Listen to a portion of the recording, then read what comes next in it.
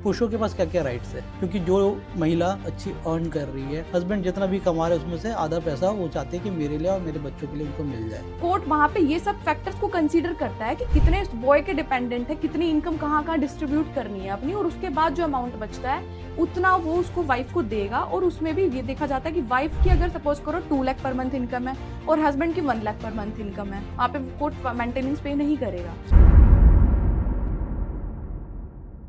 नमस्कार दोस्तों, मैं राहुल चंद्रवंशी एक बार फिर आपका स्वागत करता हूं विजनरी वॉइस बॉक्स के एक और धमाकेदार पॉडकास्ट में।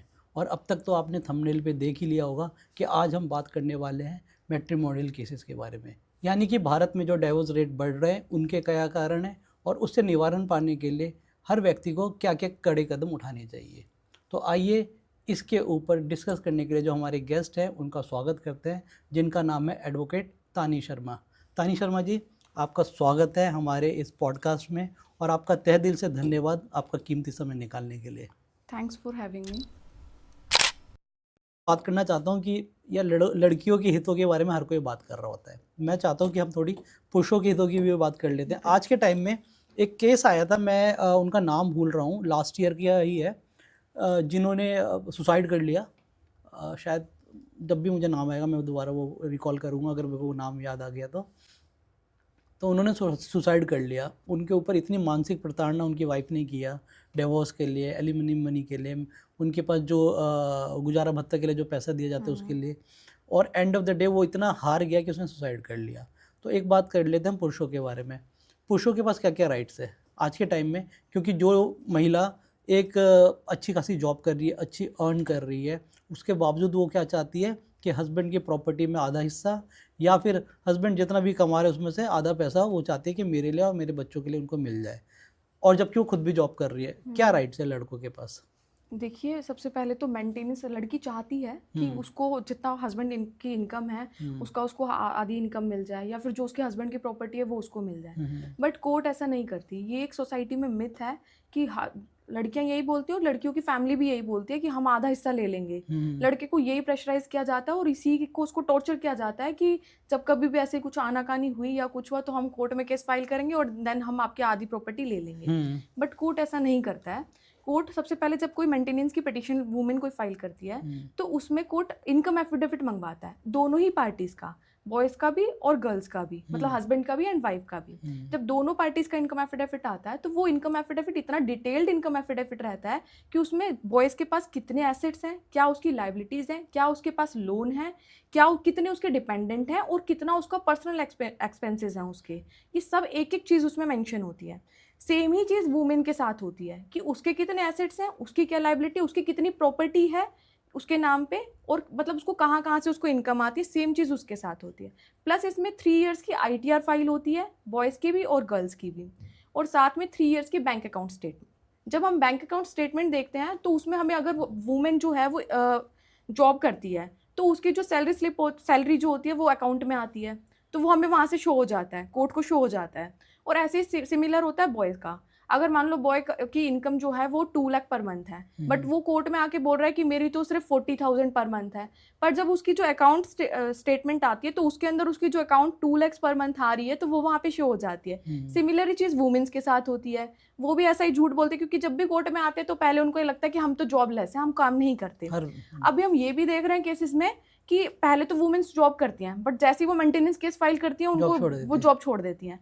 तो जो 3 इयर्स का उनका प्रीवियस रिकॉर्ड निकल के आता है तो उसके अंदर वो हमें दिखने को मिलता है कि वो जॉब कर रही थी पहले। इट मीन्स कि शी इज कैपेबल।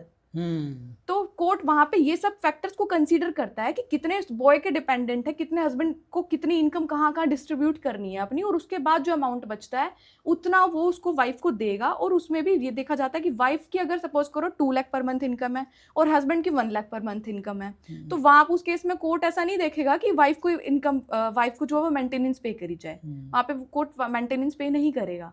तो कोर्ट भी सब चीजों को, सारे फैक्टर्स को कंसीडर करता है, आफ्टर दैट वो मेंटेनेंस ग्रांट करता है। ओके, मतलब ये तो मिथ ही है, लोगों को ये लगता है कि अगर डिवोर्स होगा तो लड़की आधा प्रॉपर्टी लेकर आधी प्रॉपर्टी, और प्रॉपर्टी कभी भी ट्रांसफर नहीं होती। जैसे अभी अपने प्रॉपर्टी की बात का भी क्वेश्चन पूछा था कि प्रॉपर्टी, लड़की कहती है कि मैं आधी प्रॉपर्टी ले लूंगी, तो प्रॉपर्टी कभी भी ट्रांसफर नहीं होती है। सिर्फ प्रॉपर्टी में रहने, टाइटल ट्रांसफर नहीं होता, ओनरशिप कभी भी वुमेन को नहीं मिलती है। सिर्फ उसमें मिलता है तो सिर्फ राइट ऑफ रेजिडेंस मिलता है। डोमेस्टिक वायलेंस का एक हमारा एक्ट है, उसके अंदर हम राइट ऑफ रेजिडेंस के लिए अगर फाइल करते हैं एप्लीकेशन, उसमें वुमेन को सिर्फ उस जगह पे उसका जो डोमेस्टिक रिलेशनशिप में जिस हाउस होल्ड में वो रही है कभी अपने हस्बैंड के साथ में, सिर्फ उस घर में उसको राइट ऑफ रेजिडेंस मिलता है कि वो सिर्फ उस घर में रह सकती है, ना कि उसको ओनरशिप मिलती है, ना ही वो उसको सेल आउट कर सकती है, वो कुछ भी नहीं कर सकती है। लेकिन हिंदुस्तान में एक ऐसा चलन है ना कि जब भी हम घर खरीदते हैं तो अपनी वाइफ के नाम पे लेते हैं जी।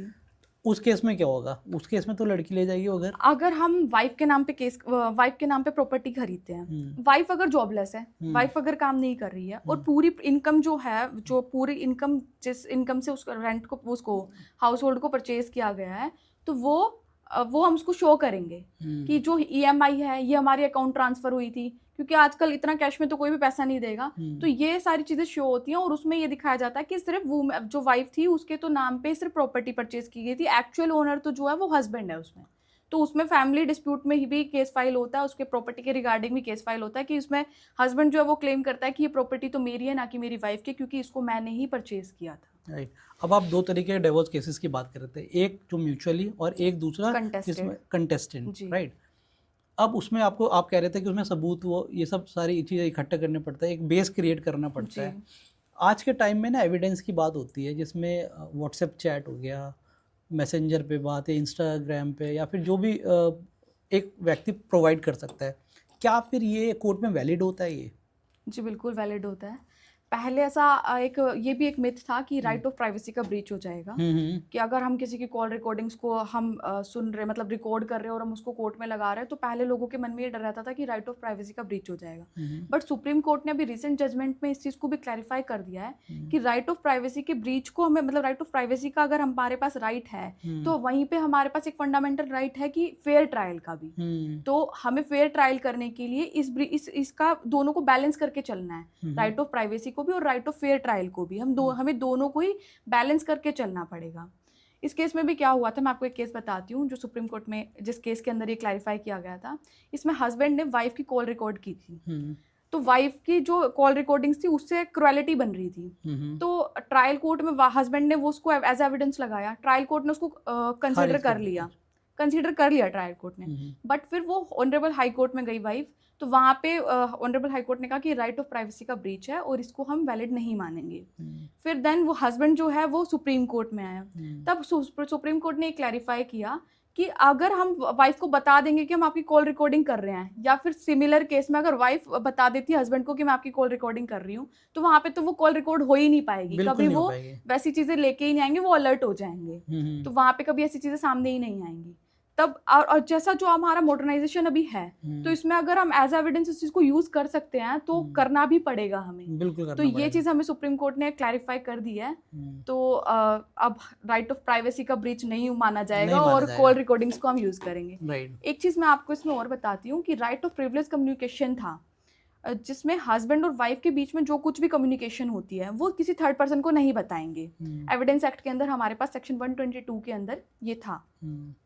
अब ऑनरेबल हाई कोर्ट ने ये भी बोला कि भाई ये तो प्रिविलेज कम्युनिकेशन है, तो वहाँ पे इस चीज़ को भी क्लैरिफाई किया हाई कोर्ट ने कि उसमें एक सुप्रीम कोर्ट ने, ऑनरेबल सुप्रीम कोर्ट ने उसको ये भी क्लैरिफाई किया कि अगर वो प्रिविलेज कम्युनिकेशन थी बट उसमें एक एक्सेप्शन भी है कि अगर वाइफ और हस्बैंड के एक दूसरे के अगेंस्ट में अगर कोई केस फाइल कर रखा है और कोई केस चल रहा है, तो वो जो उनके बीच में कोई भी ऐसी बात होती है जिसको हम वैसे तो प्रिविलेज कम्युनिकेशन मानते हैं, बट उनके केसेस फाइल हैं एक दूसरे के अगेंस्ट में, तो हम उसको एज एन एविडेंस उनके केस में कंसीडर कर सकते हैं। अनी जी, आपने कम शब्दों में लोगों को ये बता दिया कि डिवोर्स अगर आपको लेना है और नहीं भी लेना है तो किन किन चीज़ों का ध्यान रखना चाहिए, आपके क्या क्या राइट्स हैं, उनके बारे में आपने बड़े कम शब्दों में बता दिया। सबसे पहले तो आपका तहे दिल से धन्यवाद, आप अपना कीमती समय निकाल कर आई और हमारे दर्शकों को आपने डिवोर्स जैसे कॉम्प्लेक्स स्थिति के वो बहुत ईजी शब्दों में समझाने की कोशिश की। तो दोस्तों, ये थी तानी शर्मा। इन्होंने अपनी एक्सपर्टीज़ के माध्यम से आपको ये समझाने की कोशिश की कि अगर आप डिवोर्स लेना चाहते हैं तो किन किन चीज़ों का ध्यान रखना चाहिए, या फिर आपके अपने कौन कौन से राइट्स हैं। आप में से कोई भी ऐसा व्यक्ति है जो किसी ऐसी परिस्थिति से गुजर रहा है, पहले तो मैं ये चाहता हूँ कि जीवन में किसी का कभी भी डिवोर्स ना हो, लेकिन फिर भी कोई ऐसी परिस्थिति आपके साथ आ जाती है जिसमें आपको डिवोर्स लेना पड़ता है, तो मैं चाहता हूँ कि किसी एक्सपर्ट की सलाह ज़रूर लें। और अगर आप में से कोई भी ऐसा व्यक्ति है जो एडवोकेट तानी शर्मा जी के साथ कांटेक्ट करना चाहता है, तो मैं इनकी डिटेल्स डिस्क्रिप्शन में ज़रूर से ज़रूर मेंशन करूँगा। आप ज़रूर से ज़रूर इनसे कानूनी सलाह ज़रूर लें, और आशा और उम्मीद करता हूँ कि आपकी शादी लंबी चले। और इसी तरीके के मज़ेदार पॉडकास्ट देखने के लिए हमारे चैनल को ज़रूर से ज़रूर सब्सक्राइब करें। अगर आपको लगता है कि नेक्स्ट टॉपिक हम किस मुद्दे पे बनाएं, तो आप ज़रूर से ज़रूर कमेंट बॉक्स में उसके बारे में मेंशन करें। तब तक के लिए tata bye bye, take care.